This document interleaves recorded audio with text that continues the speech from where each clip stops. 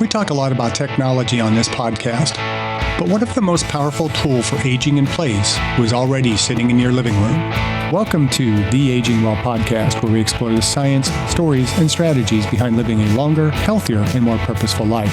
I am your host, Dr. Jeff Armstrong, an exercise physiologist with a passion for making science simple and life better as we age. Today I'm joined by Ashish Aggarwal, CEO and co-founder of JubileeTV, a new kind of tech company with a big heart. Ashish is on a mission to empower aging adults to stay connected and supported through a smart TV platform designed specifically for them. He brings both the vision of a tech entrepreneur and the perspective of a son caring for parents with dementia.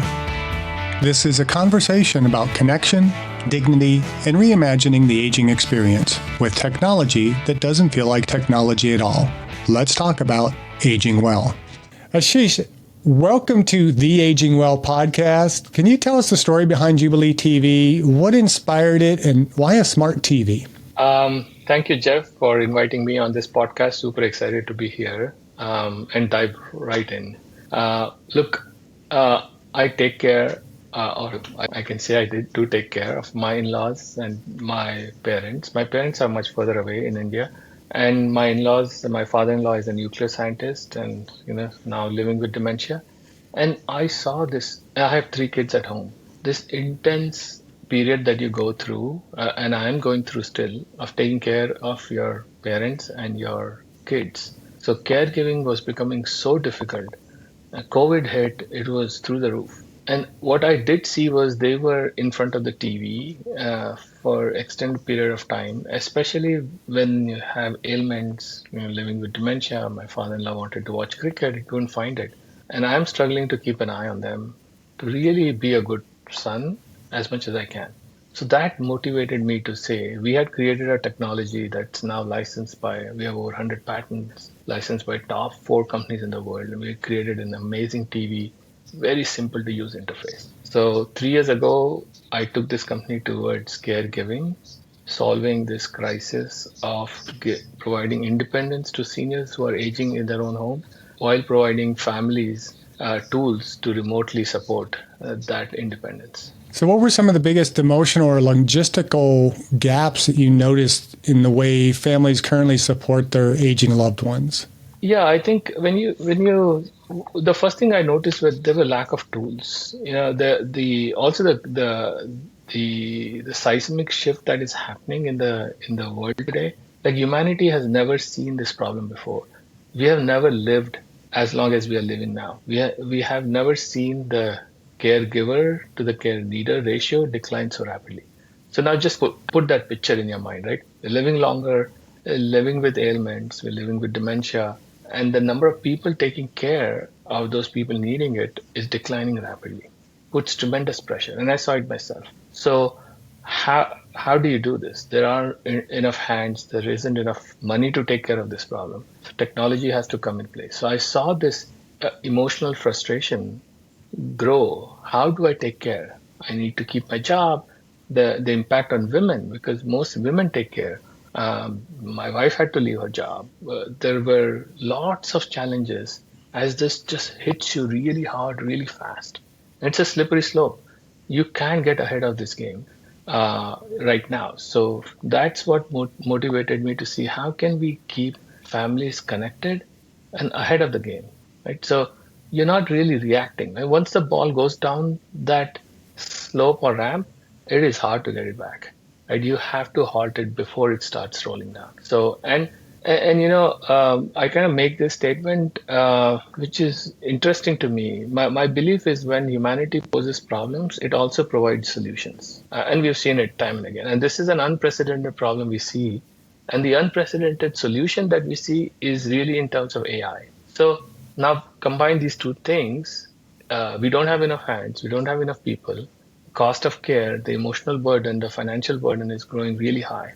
And what is a seismic shift that has happened today that may allow us to take care is our computing power, aka AI.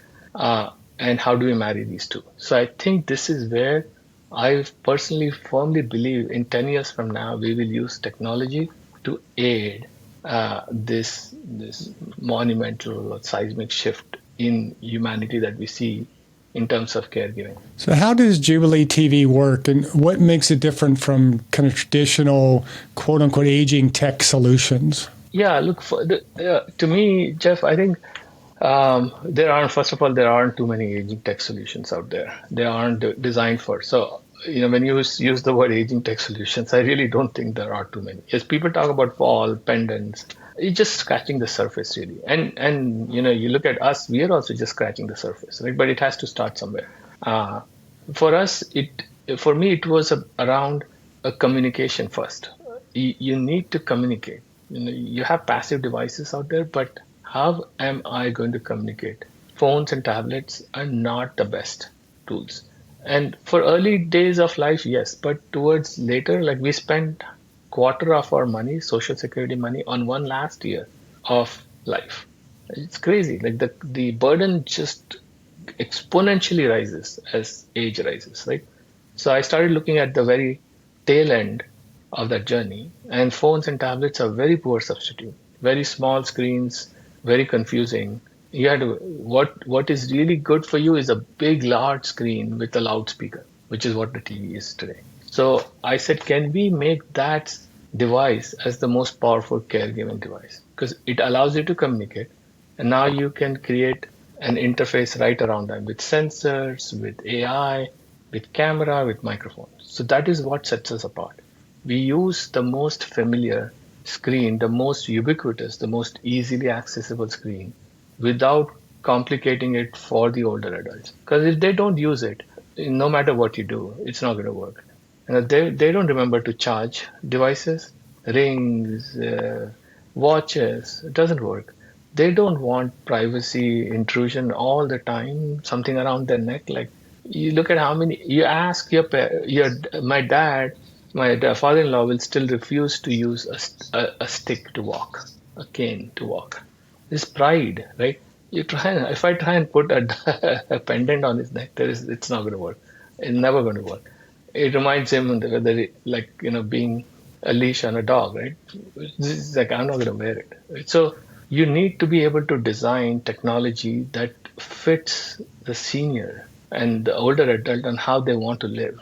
So when you said, how does it differentiate from other devices? There aren't really other devices. Right now, they are trying to solve a few issues, but we are going to see in the next 10 years, amazing set of technology that is specifically designed to address these challenges. Because if you look at the pie, today we still focus on teenagers, and middle age, because you get a lot of value out of that age. But the amount of value you're going to get out of seniors and older adults living longer is going to be much higher. So we are going to see companies refocus their entire business strategy in terms of that, because that's where not just need is, but frankly, that's where the money also is going to be from, divide the population size by the need. You're now thinking, the teenager is going to spend only this much money, but the older adult is going to spend this much money, and there's a large number. So in the next 10 years, for sure, we're going to see a lot more. And how we differentiate ourselves is we are the only non-intrusive solution that ages well with as you age. So we provide a solution that ages well with you.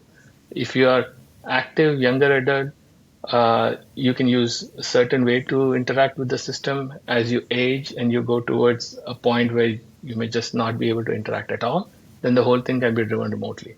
So we've designed a system that's not just one point in time, but it actually scales with you as you age. If you're enjoying the Aging Well podcast, be sure to like, subscribe, or follow on your favorite platform so you will never miss an episode.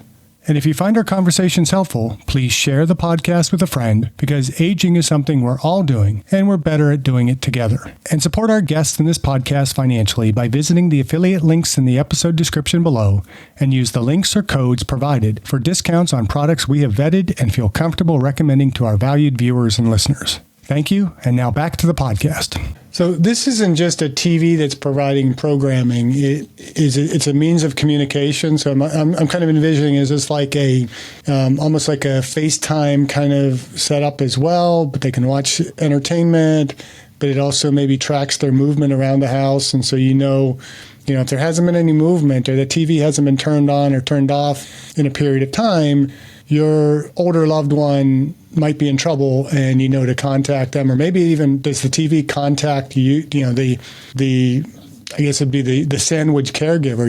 You were talking about kind of the sandwich generation. You have the younger population caring, people caring for their kids, but also caring for their older adults. So is that kind of what we're working with here?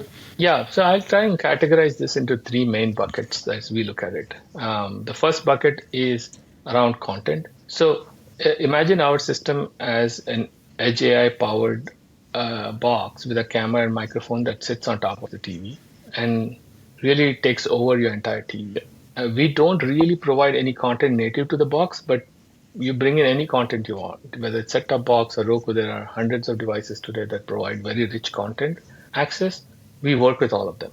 So you bring your own. We didn't want to get into the content race. That is something that everybody is handling and monetizing through ad revenues, right? So you bring your content through your Roku and your Comcast boxes, connect to us, but we take over the TV interface. So the first use case is where the older adult can navigate any of these complex content sources very easily through voice and other interface using their existing remote, a new powerful remote, or a simple 6-button remote, or no remote at all, right? Using simple voice commands. But families back home using an app can actually see what's on the TV, which is something that nobody else can do today. A really core technology for which we worked many, many years, and can put any show or content. So now mom calls you and say, I want to watch Jeopardy. I can't find it. Or in case of my dad, I want to watch the cricket game today. And when he launches the app that shows cricket game, there are 500 small icons there. He has no idea how to navigate this. But I can see what's on the screen and just make one click on my phone. And now he's watching. And I know he's watching. I can adjust the volume for him. I can, he's like, I can't hear it. So I can do everything remotely. So that's the first main use case, because that's where they spend 6-7 hours. So how do you make those hours really fruitful? Otherwise, they'll tune into one channel, like Fox News, and just watch that all day. But now you can start to bring very interesting content for them, which already exists. That was the first use case. Then we added social connection tools, which is video calling. You can do multi-way calling. You can bring in your family. You can put pictures, photos. You can set reminders that are really powerful, all around how do I engage, with other people, with things that they like to see. We've had people do virtual Easter service every day. There are people who do church service from the favorite church, live streaming onto the TV. So mom's back home, can't visit the church anymore, loves going to the place. So the daughter is putting the phone on her tripod and just streaming church service on the TV. Or little, like Junior's 2 hours. So those are the interesting moments that really make things happen. So that was our second pillar. And the third one is all about giving insights and analysis onto the daily behavior of your parent to the child. So how much have they moved? How much TV have they watched? Is there anything unusual about their daily routine? They didn't turn off the TV. They didn't turn on the TV because it is usually as a matter of habit you do it, right? So and you can see the entire log of every activity that happened in that day on the app, where people just raving about, hey, 3 o'clock, I got a notification. I was able to turn on the TV. I was able to talk to mom. Mom hadn't gone to sleep. I was able to talk to her, and then she fell asleep because 3 o'clock, mom is not going to call the daughter and wake her up, right? But she wants to be.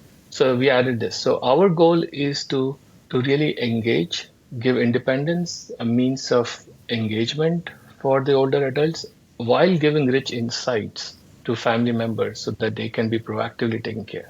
And it sounds like this is something that would benefit parents of younger people, well, they're not parents of older people, but you know what I mean? Parents that have younger kids as well as the older adults that, a kid coming home from school, parent can kind of track their activity, how much TV they're doing, how much homework, tell them, no, you can't watch that program. And so it seems like it is a tool that is beneficial really across the lifespan. Is that somewhat of an intention? No, we'll stay away from that use case right now, having dealt with younger kids myself. It is true. It is true. In fact, if you talk to Gary Lauder, who was one of our big investors.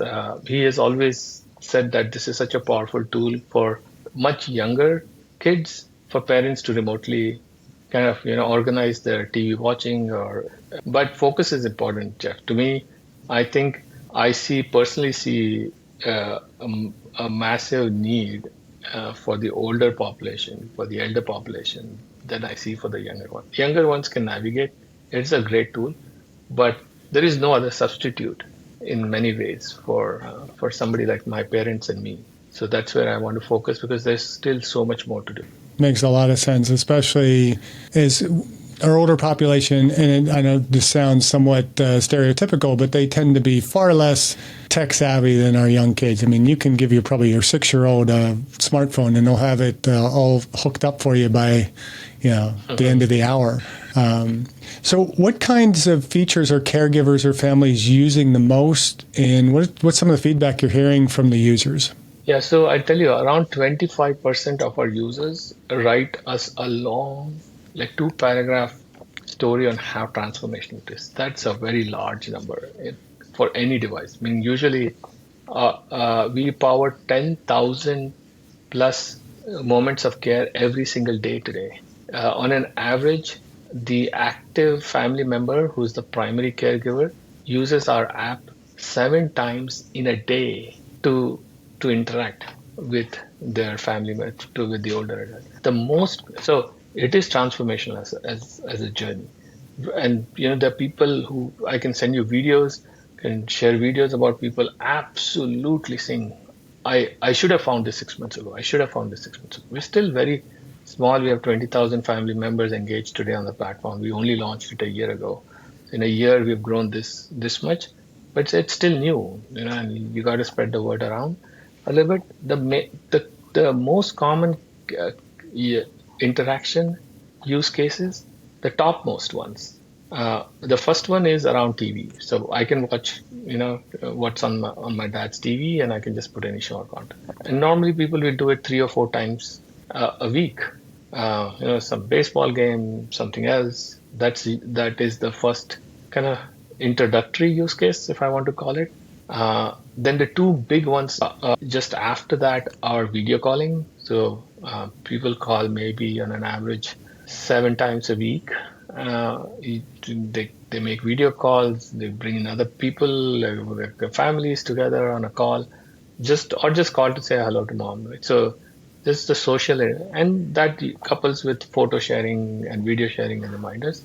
But say the best for the last. The highest use case is what we call activity feed monitoring. So the system and the AI notifications and the daily track, that is the highly used, that is the most used features. So I can, and permission based, we have like all privacy and security built in, but I can peek into my mom's room and see what is she doing. And then the system just tells you what's happening in the day. And that interaction is roughly around 3 or 4 times a day when the adult child is opening the app and seeing how mom is doing. It's easy now. Right? You don't I call my mom, she has picked up the phone, she doesn't pick up the phone, then I'm worried about it. None of that, right? Just imagine taking the app and just opening and saying, okay, what's happened in the whole day? It's so liberating, right? So that is now, and that is the part of AI that we released only in March. So it isn't even the earlier features we released like in August and last year. So even in the shortest time, it has become the most used kind of use case for us. Like, so you asked how are people interacting? These are the 3 main modes of interacting with the product today. So when you say you can peek in on your mother, I'm assuming that's more just data points as opposed to, there's this hidden camera in the TV that you can kind of literally peek in on your mother and see what's going on. I mean, I think that could be a question a lot of people would have. It's like, is it a way for me to spy on? So of course, when we release the product, we could have released that feature, but it is a drop in. It is a peek into the room, and only if your mom allows you to. So there is an explicit permission one time that is given to only the main family member, and then you can manage those permissions. But we didn't want to, like, the true history is we didn't want to release this feature. Everybody said, like there's so much of privacy invasion. But after we launched the product, so many people asked us, when you can do a video call, why can't I just see in the room? Like, what? Why are you not releasing this feature? And we're like, oh my goodness, if we release, what's going to happen? But now 4 months later, I can tell you that is the most used feature. One of the board members who uses this for his mom, Jason, he said, not only is it useful, but my mom knowing that I can actually do that helps her be at peace because she knows that her son can keep an eye on her whenever she wants to. So it's not just like, it's so interesting when you go from outside, you think about all these issues coming in, but when you actually see people use it, it's not just the thing is flipped around. The mom is at peace knowing that her son actually is able to keep an eye on her without having to run to the home every single time. And then, Jason was like, yeah, every single time something happened, otherwise I would have to just go. And even he says that, for instance, he doesn't want to wake up his mom, or if the mom is in the other room, then and he calls mom, then he doesn't want mom to run because that could cause trouble, right? So he actually turns on the camera, sees where mom is, like, okay, great, mom is in front of the TV watching TV. Now I'm going to call her, right? So I think I learned a very important lesson from my uncle Jeff, and I'll tell you a short story if you don't mind. I was talking to him exactly this about privacy. He's my uncle from my wife's side, and he took care of my wife's grandma for the longest time. He's a cardiologist in Michigan. I was talking about privacy and other things. He asked me one question, very well known, very good, very successful. He asked me, "Have you ever asked this question? Who showered your grandma? Like, my wife's grandma. Who showered her? Because she is a very, very private person. Okay, she is like, many old history, very conservative, very educated. No, like, yeah, exactly. Nobody asked her. I'm the only one who can shower grandma. Which means grandma won't allow anybody, but she will allow me because she knows there's a need. I'm the only one who can shower grandma. So when there is a need, so he said, walk that thin line carefully, but if you provide real core value with good intention, people will use it. And that's what we're seeing, right? So your question really, it is an important question. It took us a long time to come to that point, but now we see it. So it is liberating. Of course, it is permissions based. So and we have privacy shutters. We can do all of that. So you can close the shutter. If mom doesn't want camera in the room, you can close the shutter. That's okay, right? But the power it brings is unprecedented, Jeff. Like, you go try it with you still, are taking care of your parents or in-laws. Go try it out, for example, or love for your users to try it out. But it is liberating in that moment. Yeah, I like that approach. I mean, we get, I think, almost overly concerned about privacy to the point that we forget that when we relax that a little bit, it gives so much more freedom without really invading somebody's really personal privacy. If that makes any sense. Yeah, and Jeff, think about it. I think the conversation is all about privacy today is because people have misused privacy in many ways, right? Because they give you things free.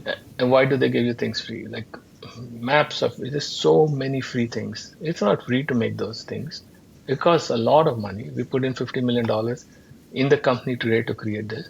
If I used our privacy policy is absolutely buttoned up, right? For instance, we don't use that information to sell.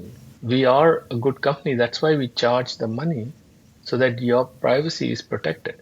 So today the conversation is all about privacy because people are getting things free, and that privacy is getting misused because companies have to generate money somewhere. So there is that trade-off, right? So we are very clear. We will provide this value, which is not inexpensive to provide, but we will safeguard your privacy, right? So that's why I think the value, the privacy, the rhetoric in the world today is in a different way. But I've seen very clearly, you make a firm commitment and a promise, and you live to that promise, and you deliver value, you'll see customers truly delighted, and that's where we are. So I was thinking, when you talked about you can call in to your family member, I'm assuming it's not, I kind of these visions of some of these older, science fiction type programs where all of a sudden, somebody pops up on the screen and they're communicating to you. I would assume it's much more like a phone call. So you call your father and he's watching cricket. You're not interrupting the game where suddenly you pop on right in the middle of a critical moment in the sport, right? He has that opportunity to answer or, accept a call or not accept a call. But of course, I guess that red flags a little bit if they don't accept, right? It does. So there are three modes in which, you have to tailor it to every person. So we have three modes. There's an audio only mode. So you can just start a call with an audio only mode, right? So just like, hey, Dad, do you want to talk, right? It's just like a FaceTime audio call and then turn it into video if you wanted to. So you can start with that. Or you can just start with a video call. It's like, okay, Dad, do you want to accept a call? It's a video call. Or the third mode is like, I'm worried about Dad. And only if Dad has given me permission, I'm going to barge in. I'm going to turn on the camera, put my face on the screen and say, Dad, are you there? So all three modes are available. You'll be surprised. 80% people use the third mode, right? They're like, because they know what is important here is they can peek into the room and see what Dad is doing. They can see what's on the TV. Hey, is the game on, right? Is Dad watching a game? So they understand what is happening in the room. So it's like, okay, Dad, you didn't take your medication today. You got to take the medication. That's an important place to be. You put yourself right in the screen and ring the speaker loud and get Dad's attention. And we've had people say it saved us a 911 trip multiple times over because Dad would just not pick up anything. We were able to do, and then Dad woke up. He saw us on the screen. He was able to speak from far away, saying, "Hey, I've fallen down on the side, right? But I'm okay or not." So it has immense use cases when you can do all use cases, right?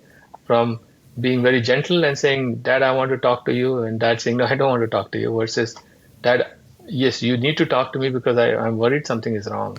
Yeah, I think I really appreciate how you've designed that because it does kind of cover the spectrum of needs. First call might be just, hey, I'm calling to check in on you. And they could just say, I'm in the middle of the game, leave me alone. And okay, they're okay. They don't respond, you pop in, you can actually look in on them. I think that's very, very well thought out. And I think you should be applauded for kind of considering those things in the development of the product, because I think the easy route is just pop right in and interrupt them and say, I have that right. I'm the child caregiver. I'm right to just interrupt the middle of their cricket game to check in on them. Yeah. And I'll tell you like a few other things just going on that vein, right? We are so, like as a whole company, are so hyper-focused on the evolving needs and the unique needs of every individual, right? So there is no one size that fits all. So you have to design the system that you can allow the older adults and the family members to tailor to their needs, whether it's favorites on the screen, what shows up on the screen, from that to what remote they end up using.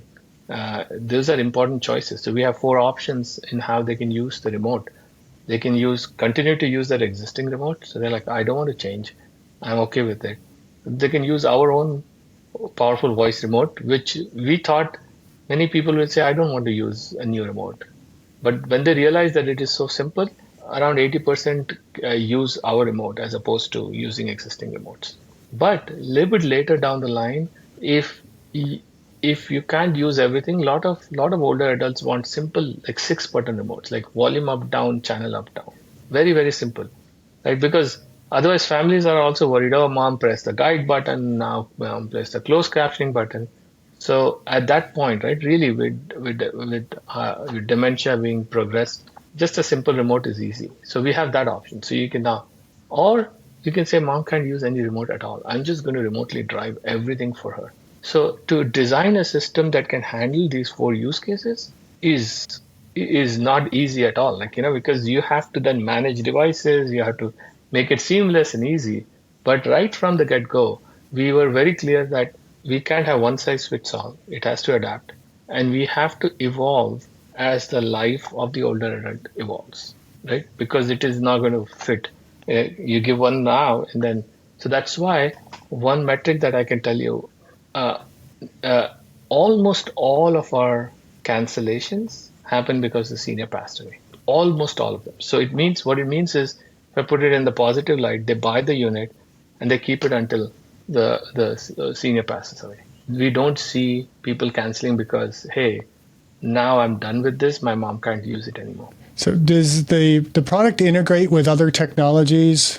I mean, I'm thinking we had in a recent episode we had Akshita Iyer, who created a company called Ohm, which is a AI-driven kind of knob for your stove. And so, if the loved one doesn't turn the stove off, you can control it automatically gets turned off. And she had talked about, the need be integrating with other devices to get a more complex view of everything that's going on in the home. Is that something that is already a capability within the system or something you guys continue to be working toward? Yes, absolutely. So there are two parts, I think now people are super excited of the potential, but still have to remember we are still in nascent stages of the company as we grow. And there are I'd say probably three main directions that we are going to invest.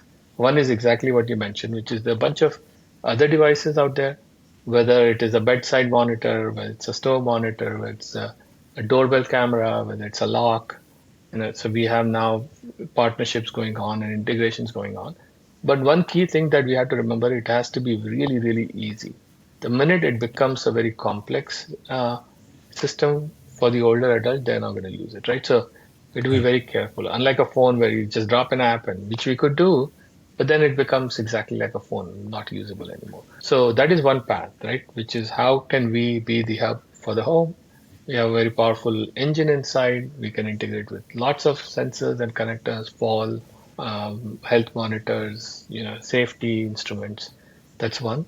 The second one is to bring rich programming through partners, through connected devices. I was just talking to CEO of a big company that does like personalized live tours. So there's a guide who goes and seniors dial in and talk to the guide while the guide is touring Ireland or Venice. These things don't exist today, like on a traditional programming, right? So how whether it's also, of course, exercise videos catered to you, whether it's cognitive games that allow you to stay enriched, that's one big area because now content today is Netflix, there is NBC, ABC. That is the content which is very passive. There has to be rich, personalized content that we can deliver. And when I say deliver, it is we are not doing content. Content is brought through connected devices, but we become an interface where they can put it on the screen, families can drive it remotely. So that's a second big area. And the third one is going and enriching our AI engine to deliver personalized and richer analytics on whether it's mood, behavior, isolation, health metrics, gait analysis, movement, all of these things, right? So the idea is threefold. Keep them engaged, keep them happy, keep them motivated to live through TV, integrate systems so it becomes easier, and then analyze those behaviors, whether through sensors or through direct, and give and notify families so they can stay ahead of it. So really, if you look at the vision and the gamut, it falls in these three buckets for us. It's mind blowing, but at the same time, it's so simple. That the opportunities of how we can use AI to be able to kind of just track mood, activity level, all those types of things of our older adults, and have the system almost be able to make decisions. It's like dad's getting kind of I'm sensing he's kind of agitated. Whatever behavior it can be that the TV can kind of perceive, and say let's just switch to some soothing music. Or we know that cricket, going back to your dad, going back to cricket, and that tends to calm his agitation. It sometimes comes with dementia. The system itself can begin to do a lot of these caregiving decisions that the person themselves is not going to have the wherewithal to say, okay, I'm starting to feel agitated. I need to put some soothing music on or something like that. Is that where you kind of see this going? Yeah, absolutely. So to me, I think on one of the other news, the news anchor asked me, where do I see AI going, right, for older adults? I said, look, today AI actually digests information from the world, okay, and then gives you some answers, but it doesn't personalize to the extent it needs to. Human beings, on the other hand, don't take that much information like the AI does. but we are very smart in adapting. Even with this short call, I would see your patterns, your questioning, your thought processes. I would adapt really fast, right? Into how AI hasn't come to that level. So now you combine Yeah. these two because right now AI is confused on how to weigh against the bias it has for all the historical information in their in if I call it Scarlett Johansson in her mind, like the from the movie She or Her, versus what the engine is looking at it right now, which is very small amount of information, but it is very relevant. So I think as we evolve these AI models to become more personalized, it can actually deliver therapy. Therapy doesn't necessarily just need to be a drug that is delivered. It can be, as you said, dad's agitated. Let's put a cricket game for him where India won by very slim margins. But it's amazing because he loves it, right?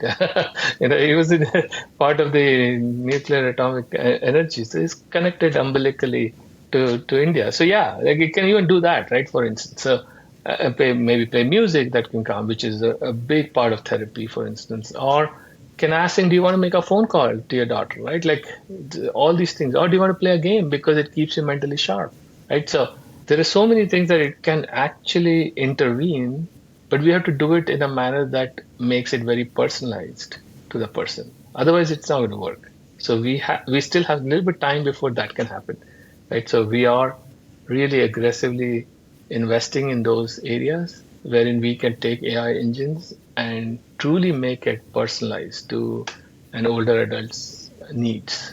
And is there benefit to having multiple TVs throughout the house so that you can kind of use that to maybe track movement activity, but also provide the same level of care in multiple different positions rather than just mom or dad sitting in the living room in front of the TV all day?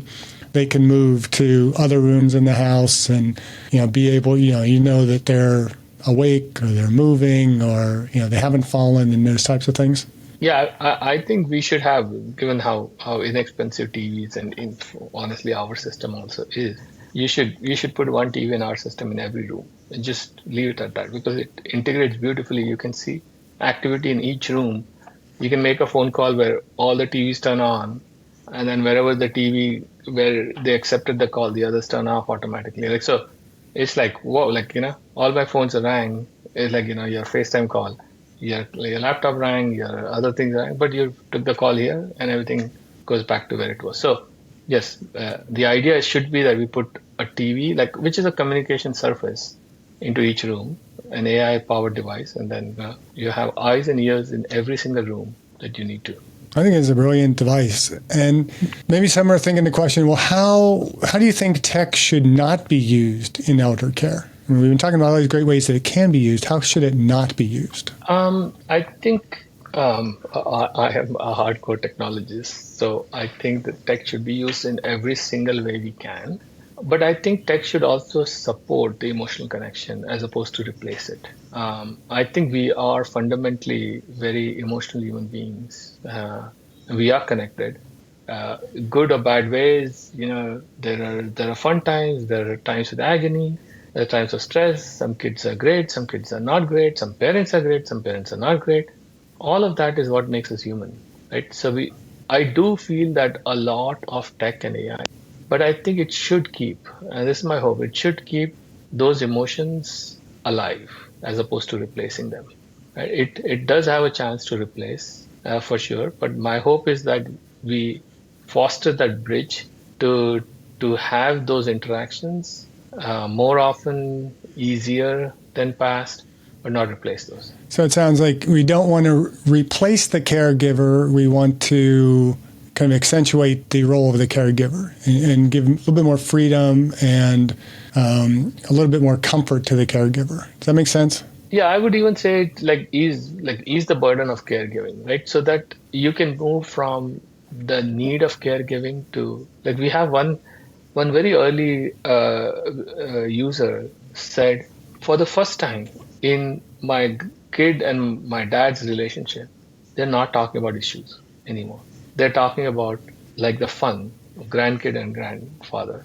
Otherwise, it used to be always a little bit about challenges, right? So the idea is to move from a need and tricky situations to a more happier place where the need is taken care of by technology. So now you can interact it. So it's like, let's say somebody came and made food for your home, and now your family is sitting and having their dinner. The dinner is enjoyable. Sometimes the act of cooking is tedious. So that is what I feel that tech needs to do. So I'd say ease the burden of caregiving so much that the interactions become enjoyable as opposed to burdensome. You have a unique perspective on the role of AI in aging. What excites you about it, and what are you watching out for? Yeah, look, it is my very first PhD thesis problem that I presented was on use of AI for music recognition. So it's like that was in '97, right? It's like 30 years ago. Yeah. And the fact that, computing power and decision making through the information has come this far along is super exciting. Absolutely. Of course, it goes without saying. But for me, I think even more, as I mentioned earlier in the show, exciting is the fact that there are two fundamental shifts in humanity, maybe three, which is going to Mars also, which my son believes. So that, we'll eventually go colonize Mars. But for me, it is the fact that the aging is unprecedented. Like never in human history have we seen anything like this. We didn't even live past 40 until a few years ago. Like 150 years ago, we probably average age was like 40 years, right? So you look at it from context of human history, because we only live in the one point of time, but our whole humanity hasn't been designed. Society hasn't been designed to take care of it. I would even quote like a very famous Gene Roddenberry episode of Star Trek where he dealt with aging early on. It's just fascinating, right? To even think in the 80s that people are thinking about what it would mean to live past 70 at that time. So to me, that has happened in AI. So, and AI's ability to almost, in many ways, replace a human being today as much as it can, and then combine it a little bit with robotics, is what I think we are seeing today with the funnel, like, with seniors growing in number, older adults growing in number, and then at the bottom of the funnel are caretakers just shrinking rapidly, right? So how do you get the help that you need, right? How do you take care of this? So I think AI is going to come to that rescue in the right way. And what I'm watching out for is how fast it goes. So I'm super excited. I hope it goes really fast, right? It is still not fast. People are seeing all this change, but for me, that adaptation of AI to actually take care is not fast enough. Right? It is not yet there. It's still not learning from interactions as fast as it should be. There are a couple of big attempts made to it, but they haven't really turned out to be the way it should be. So I am really hoping that we design our AI systems to make it human connection, like you and I talking here, for instance, right? That real good. That is what I'm watching for. What I'm a little bit fearful about is misuse of that, if I say it that way. Because with any great technology, there's a chance of misuse as well, right? We created nuclear bombs, nuclear energy, there's a chance of misuse. So the chance of misuse, there's a chance of replacement of a human being, right? All of those, right? There's a chance that the AI goes rogue, all of those. So just watch out for some of those. Like, will AI take over humanity as a whole, or will substitute that, right? So that's what I'm watching for. But I'm excited about what it brings. Yeah, it's interesting.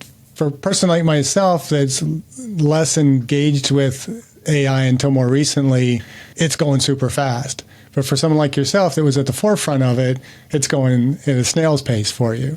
But that is a critical question of how do we regulate this so that it doesn't act nefariously in our society, but rather works to the benefit of our society. And I think the only way to do that is for us to be engaged with it, and tracking who's doing it responsibly, who's doing it irresponsibly, and have consequences for those that are irresponsible, and having enough kind of ethics and moral fortitude to kind of make sure that it develops in a way that's going to be most conducive to society.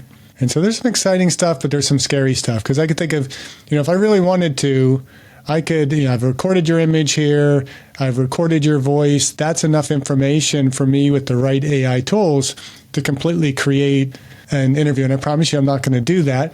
But I mean, I could do whatever I want with it. And that's kind of scary. But again, most of us, I think, are intelligent enough to recognize, I hope we're intelligent enough to recognize where something's fishy about that. That, Ashish didn't really, I don't believe, said that the way he said it, because it just doesn't flow naturally. Because you can see that, I mean, there's so many different videos that pop up on social media, and you're like, yeah, I'm pretty sure insert politician, celebrity probably didn't really do that. Yeah, Jeff, I think, look, when you go back, and this is a problem we've always faced, right? Even before newspapers existed, the flow of information was in a certain way. When newspapers came into being, there was some amount of control of what people read. And then when social media, internet came with lot of fake news and ability to influence people's minds in nefarious ways, more than good ways sometimes, right? And the confirmation bias, and how, if you read Thinking Fast, Thinking Slow book by Daniel Kahneman, talks about how human mind sometimes feeds a lot more on negativity and conspiracy theories as opposed to goodness. So it becomes harder in society to be right, be truthful. And I have never ever been one that has been religious, but very recently I have started to think the role of religion and society as one of the powerful ways in which this society might shape and keep goodness alive, as opposed to being the dark side. Because the dark side naturally takes over a lot more, because there's kind of a dopamine effect that it gives far more than goodness sometimes, right? So how do you balance that? And it is going to challenge us in our thought processes in the next 100 years. How do we manage this society so that we don't succumb to our dark selves and live with goodness that we go? So I don't have answers, and I don't think anybody has answers. And it is going to be like a marketplace where the buyers and seller decide the price of it. So people interacting with these systems interacting with them, decide how it's going to evolve. So those are the challenges in front of us, right? That we have to address from policy levels all the way to human being level, and our who we are as people and societies, and how they will evolve. So fascinating questions. I hope live long enough to see how that shapes up, and hopefully it shapes up in a place that is worthy to live, as opposed to a place that is not worthy to live. I was going to give you a hard time kind of mixing your Star Trek and your Star Wars metaphors in there. You talked earlier about Roddenberry, and now, talking about the dark side. And I was waiting for you to say live long and prosper there for a moment. And I said, no, you'd be really driving the nerds crazy right now. But May the force be with you. Yeah, there you go. Covering all your bases. Yes. So now I want to ask the question I ask of all my guests. What are you doing personally to age well? I am trying to reduce a little bit of stress in my personal life. That is one thing I'm doing. But for me, keeping your mind sharp is the biggest thing to age well. And this venture for me is super exciting. I think I haven't worked this crazy, like 120 hours a week with this much excitement in a while, right? Yes, I am a hard worker for sure. So that is one thing I hope I'm doing. I'm eating, we are vegetarians mostly. Like my kids eat meat a little bit, so leftovers, that is a trash can for them in many ways. But eating well is a big part of the thing. And a little bit of exercise, though I think I've had some recent physical challenges also myself with my back. But I think to me, these three things are absolutely necessary to age well, right? Keep your mind sharp and healthy.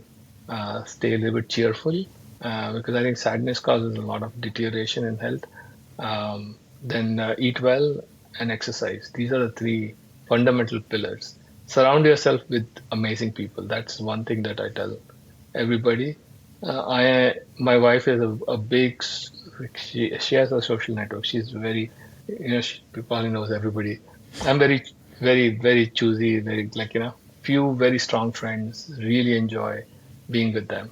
And then one of the things, which is my pet project, I haven't really taken it off yet, is to see if I can collect my 10 closest friends and we can buy a property somewhere where we want to retire and age well, and create this 10 rooms and a central garden in between, and with dedicated caregivers and cooks, chefs that serve, and then each day you go to one of the houses and have dinner together.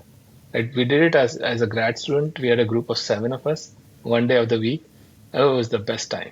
We would play bridge for 3 hours in the night after dinner, right? Things like that. So I'm trying to see if we can go back to some of that, get 10 friends in together, buy a property, and then age well there. So those are some of the things I'm doing. That's a beautiful vision of aging well. I like that. So where can our listeners and viewers learn more about Jubilee TV and get involved, learn more about you, find the product? Yeah, look, when you go to our website, getjubileetv.com, everything is there. I'm always happy to answer any questions. Our support line is really, really active.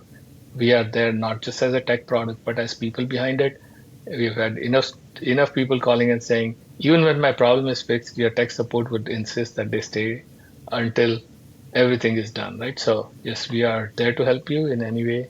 And please go try the product. We have a complete 60-day risk-free guarantee. If you don't like it, we will never ask you questions. We'll give you a shipping label. Not that people do it, but I am so confident in the product that we have a full risk-free guarantee. There are no upfront costs. Go try it out at zero cost, because once you put it in, you'll know how transformative it is, right? So go to our website and give it a try today. Right, and we'll put links to all that in the description notes. Is there anything that we've missed talking about today? No, I think I'm grateful to you, Jeff. I think of doing what you're doing. Your Aging Well podcast is amazing. I've listened to a few, and you bring quite a variety of perspectives from your own self and your guests. Right? So I'm really glad to be here. I just encourage everybody pay close attention to such a big problem. I still don't think there's enough spotlight on this problem. Right? We talk about AI and other things far more than the problem that exists today. So my only ask is more people put attention to this problem, and then we can solve it. Sounds good to me. So if you can leave our audience with one piece of advice for aging well, with or without technology, what would that be?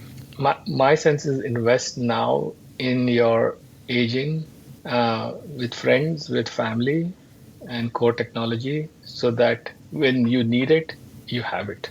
If you try and react to it when you need it, it sometimes becomes too late.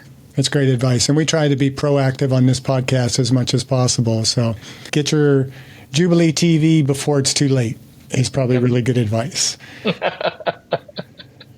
I would say, get close to friends. If you have made mistakes, pay your dues forward. Say sorry. Go back to all of those. Do that now. Stay healthy. Stay happy. So emotionally, because that's what we are going to need when we grow older. Sounds good. And on that note, I'm just going to end with thank you for what you're doing. Looking forward for updates down the road as the technology progresses. So we'll have you back on to kind of see where Jubilee TV is in 6 months, a year, 5 years, 10 years, however long this podcast is going. But just keep doing what you're doing and just keep aging well. Thank you. Thank you so much, Jeff. You're welcome. It's a pleasure to be here. Thank you for listening. I hope you benefited from today's podcast. And until next time, keep aging well.